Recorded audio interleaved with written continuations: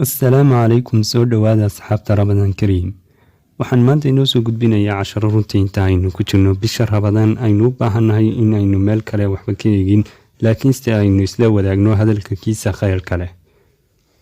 waxaynu isla wadaagnaa xadiis runtii qiimo badan oo ku tusinaya qiimo aad u weyn.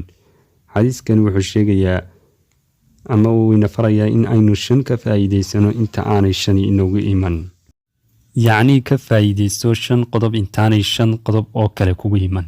qodobka koowaad shabaabnimadaada ka faa'iideyso intaadan gabow kugu iman.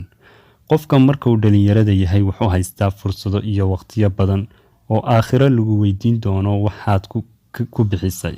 sidaas daraaddeed ka faa'iideyso dhalinyaronimadaada intaadan gabowin.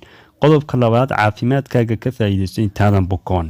caafimaadka runtii waa shay qaali ah, dad badan maanta ma haystaan caafimaad. ilaahay ha caafiyo inta xanuunsanaysa. sidaas daraaddeed ka faa'iideyso haddaad caafimaad haysatid inta aadan xanuunsan. qodobka saddexaad qaninimadaada ka faa'iideyso intaanu faqri kugu iman. haddaad maanta haysato xoogaa lacaga wax ka bixi inta aanu jeebkaagu maran. sadaqadayso, wax baxso. weliba hadda waxaa lagu jiraa bil Ramadaan oo way kasii fadli iyo ajar badan tahay sadaqadu marka kale.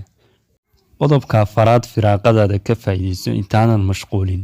dadka qaar maanta waqtiga way luumiyaan iyagoo leh waqtiga ayaynu isdhaafinanaa.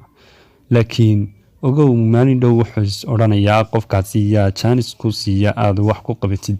markaa ka faa'iideyso intaanu jaanisku ku dhaafin waqtiga aad joogtid ka faa'iideyso. qodobka shanaad ee ugu dambeeya noloshaada ka faa'iideyso intaadan dhiman. noloshu runtii waa shay muhiim ah. inta aad nooshahay waa inaad garataa macnaha lagu abuuray. sidaas daraaddeed aad kaga faa'iideysataa cibaadada Ilaahay iyo wax allaale wixii ku anfacaya. intaadan dhiman ka faa'iideyso noloshaada markaad yar tahay iyo markaad weyn tahayba. waqtigaas oo dhan waqti ayaa ku dhaafay laakiin ka faa'iideyso waqtiga aad joogtid. naas ayuu ku eegyahay mowduucaynu ugu talagalay Ramadaanta xadiiskaasi. ilaahay aynugu anfaco inta maqashay iyo inta maxay ahayd uu gaari doonaba. waxaan iga tegayaa wassalaamu calaykum waraxmatullaahi wabarakaatu.